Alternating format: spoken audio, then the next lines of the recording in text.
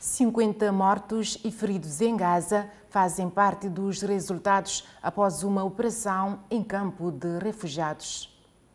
As autoridades de Gaza, controladas pelo Hamas, acusaram o exército israelense de fazer pelo menos 50 mortos e feridos numa nova operação contra o campo de refugiados de Nuseirat, no centro da faixa de Gaza.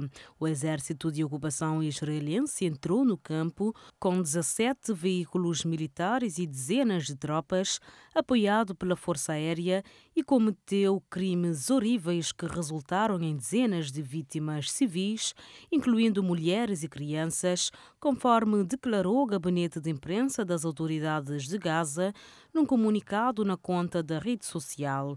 As autoridades de Gaza apelam ainda à comunidade internacional que condenem estes crimes contra o povo palestiniano, apontando também outros países como os Estados Unidos, Alemanha, Reino Unido e França como responsáveis pelos crimes e violações graves que continuam a ser cometidos nesta zona.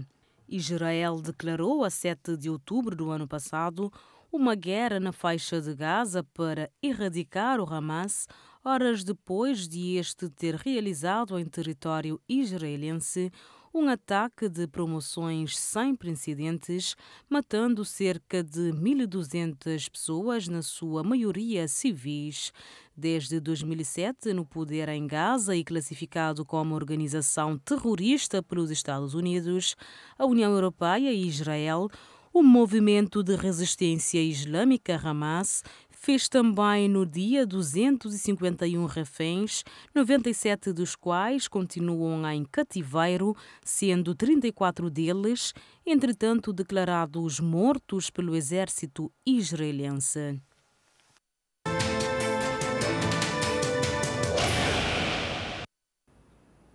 Não houve sobreviventes numa queda de avião que aconteceu no Brasil neste último final de semana. O piloto era o próprio empresário que viajava juntamente à sua família.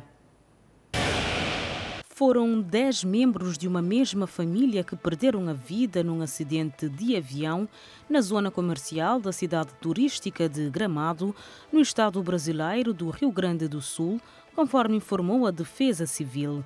As vítimas são o empresário e piloto Luiz Cláudio Salgueiro Galeazzi e 9 membros que viajavam com ele, conforme confirmou a Polícia Civil. 17 outras pessoas ficaram feridas em terra, 2 das quais com gravidade. A aeronave caiu pela manhã na chaminé de um prédio, depois no segundo andar de uma casa e em seguida numa loja de imóveis, informou a Secretaria de Segurança Pública do Rio Grande do Sul.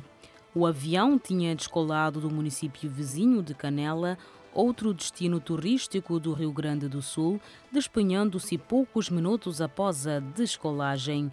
As causas do acidente estão a ser investigadas. O avião não tinha caixa preta. A tragédia de Gramado foi o segundo acidente grave naquele país no último fim de semana, após 41 pessoas terem morrido num acidente de autocarro em Minas Gerais no último sábado. A batida envolveu ônibus, carro de passeio e carreta na madrugada do último sábado. A capital da Índia está coberta por fumaça tóxica causada pela poluição. A neblina, provocada principalmente pelas queimadas, cobriu Nova Delhi e comprometeu a visibilidade na cidade. Motoristas tiveram que redobrar atenção no trânsito. Moradores também enfrentam problemas respiratórios. Uma empresa suíça que mede a qualidade do ar na Índia classificou a situação como perigosa. A Polónia introduziu a educação para segurança, aulas obrigatórias para as crianças nas escolas, que incluem treino de tiro e práticas de primeiros socorros básicos. Perante a proximidade da invasão da Ucrânia pela Rússia e os receios crescentes da ameaça de Moscovo no seu próprio território, o governo polaco introduziu o treino obrigatório de armas de fogo para as crianças nas escolas primárias e secundárias. Um novo episódio violento aconteceu na Amadora. 5 pessoas foram detidas pela Polícia Judiciária de Portugal por suspeitas de envolvimento num tiroteio que provocou 8 feridos. O caso remonta ao passado dia 4 de junho, numa zona residencial da Amadora. Foram ouvidos muitos tiros. A PJ confirma que foram dezenas e que fizeram 8 vítimas. Uma delas ficou em estado considerado grave e todos os feridos, com idades entre os 20 e os 50 anos, tiveram mesmo de ser assistidos no hospital. Por detrás deste episódio violento terá estado um conflito entre famílias. Agora, praticamente 6 meses depois, a Polícia Judiciária deteve 5 homens envolvidos nas dezenas de disparos. Os suspeitos têm idades entre os 25 e os 55 anos, foram agora localizados pelas autoridades. Respondem por crimes de homicídio qualificado na forma tentada e ofensas à integridade física com recurso a armas de fogo.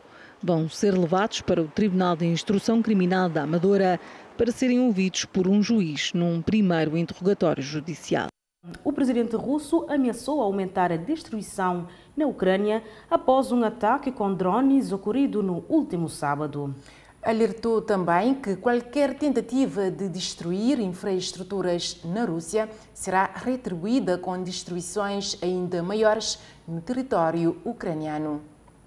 Vladimir Putin reiterou a sua promessa em aumentar a destruição na Ucrânia após um ataque com drones que atingiu a cidade russa de Kazan, a cerca de 1000 quilómetros da fronteira com a Ucrânia. O ataque visou edifícios residenciais, mas não causou vítimas, de acordo com as autoridades russas. Durante uma conferência de imprensa, o presidente russo fez uma ameaça direta.